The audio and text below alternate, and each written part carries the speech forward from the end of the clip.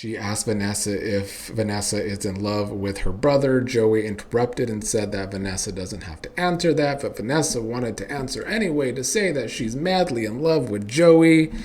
Gag me.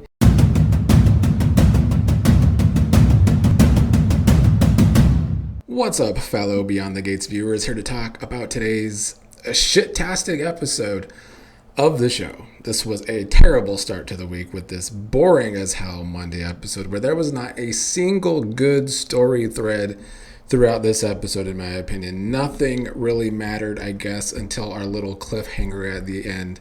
But to get to that cliffhanger, we had to wade through stuff that we don't need to be watching. This was not a good episode, and I feel like I need to say this maybe every day going forward, or most days that I remember. These head writers need to be fired. They need to be fired.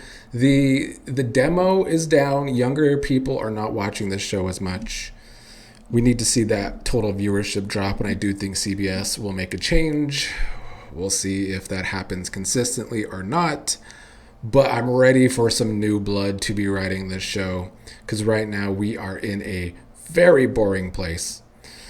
Today, Andre started the episode again reading a card from the gifted champagne. He was also examining the bottle. He was trying to match the bottle to a picture of him with a champagne bottle on his phone. His excuse when Dani saw him doing this was that he enjoyed a little design on the bottle and was looking it up. Anyway, Kyle and Nicole were out together at the start of today's episode, and Nicole had to go back to the office and get some notes rather than go and work out with Kyle. Kyle wanted to go work out even though they just ate, which is a bit much for me. Pamela arrived and had a convo with Kyle and Nicole.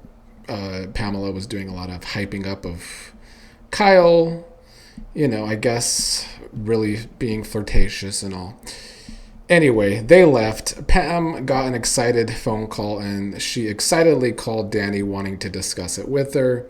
Dani said that she's been drinking champagne, so she wants Andre to come with her, because Andre hasn't been drinking the champagne, so Andre did come along with Dani for the ride. Pamela's big news was that someone wants to interview Dani and her whole family, and that the marriage story with Andre would be a big deal too. I guess this was, to make us see that Andre is uncomfortable about being on camera again. At the end, someone was watching Andre and Dani through the window. A couple of you have suspected in the comments that Andre maybe has a stalker. That's what it's looking like. And it would make sense if it is Heather, because she is in town. I guess we'll move on to Heather next. It was a continuation from Friday when Vanessa and Heather were meeting for the first time. She was poking at Vanessa about Vanessa not being the only woman in Joey's life. Then Heather said that she shared a bed with Joey for many years, which is still a weird thing to say as a sibling, unless it was like a bunk bed she was talking about. Like Joey and her didn't have enough money for the same bed. They make it seem like their father is or was some sort of big deal crime boss himself. So why were they sharing a bed? Vanessa at first thought it was Joey's ex-wife, which she would think with the way Heather was acting. But of course, eventually Heather made it be known and that she is Joey's sister. Heather is surprised that Joey uses the words partner with Vanessa. Heather thinks Joey's ex-wife was a witch. She asked Vanessa if Vanessa is in love with her brother. Joey interrupted and said that Vanessa doesn't have to answer that, but Vanessa wanted to answer anyway to say that she's madly in love with Joey. Gag me. This whole thing with Heather and Vanessa was disappointing, quite frankly, because Heather is supposed to be our big bad impaler, but her whole time in this episode, she's just trolling Vanessa and later trolling Vanessa and Joey. So I didn't think that these scenes were as good as they should have been. And frankly, can we just be honest? The Joey and Vanessa storyline is like the worst thing on the show right now. I think it is one of the worst storylines the show has done.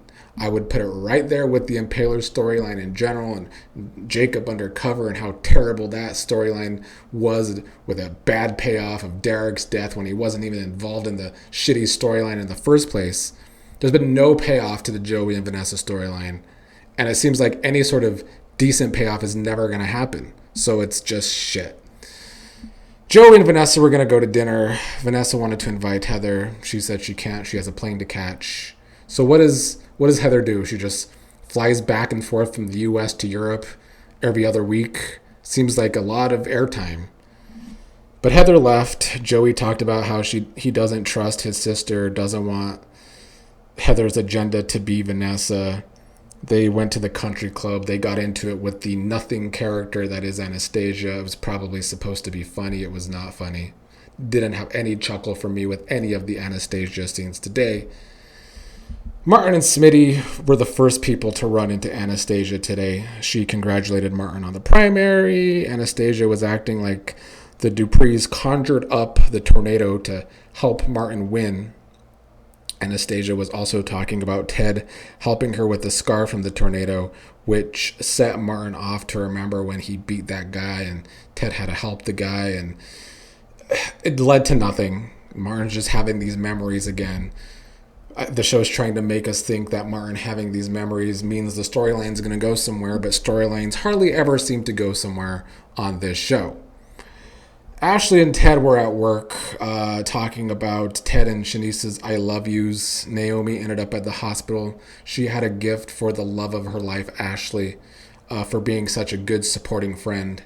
You know, Naomi does so well with her friendship with Ashley. Always tries to water that connection. Meanwhile, she is not so good with her own husband. I feel like she's a big old hypocrite with Jacob.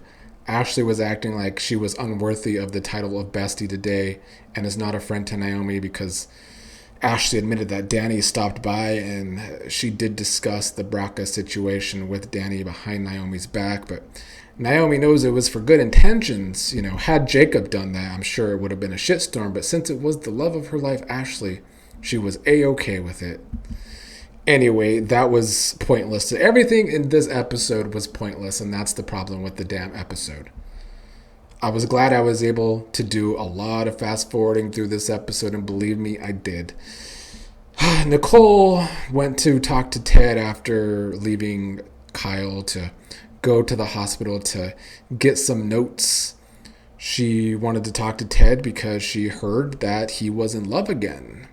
I feel like this is a very awkward thing for Nicole to do, but maybe that's what ex-husband and wives do. He admitted that he was in love with Shanice. Nicole says that she's not upset about it. She said that she's happy for Ted and that Shanice is good for him. They do admit, though, that things are weird with them now.